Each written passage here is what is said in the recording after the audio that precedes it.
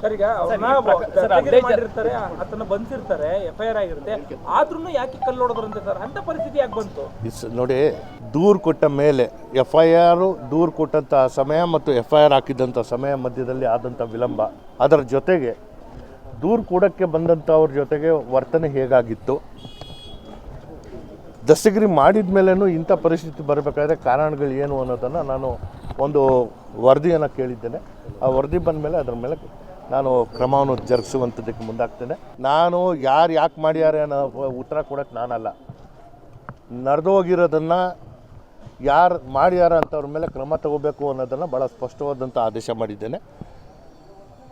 ಯಾಕೆ ಪೊಲೀಸರನ್ನ ನೋಡಿ ಹೆದರ್ತಾ ಇಲ್ವೋ ಅಥವಾ ಏನಾಯಿತು ಅನ್ನೋದನ್ನು ನಾನು ಆ ವಿಶ್ಲೇಷಣೆ ಕೊಡುವಂಥದ್ದು ನಾನು ಮುಂದಾಗಲ್ಲ.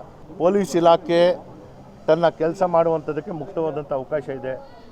ನಾನು ಹೇಳ್ತಾ ಇದ್ದೀನಿ, ನಾನು ಕೇವಲ ಅವ್ರಿಗೆ ಸೂಚನೆ ಕೊಟ್ಟಿರುವಂಥದ್ದು ಅಮಾಯಕರಿಗೆ ತೊಂದರೆ ಆಗಕೂಡ್ದು, ಮಿಕ್ಕಿದ್ದು ಏನು ಮಾಡಬೇಕು ಅದು ಮಾಡಲೇಬೇಕು. ಯಾರು ಪ್ರಚೋದನಕಾರಿ ಭಾಷಣಗಳು ಮಾಡ್ಯಾರೋ ಅಥವಾ ಯಾರು ಪಿತೂರಿ ನಡೆಸಿದಾರೋ ಅಂಥವ್ರನ್ನ ಪತ್ತೆ ಹಚ್ಚುವಂಥ ಕೆಲಸ ಪೊಲೀಸ್ ಇಲಾಖೆ ಮಾಡುತ್ತೆ.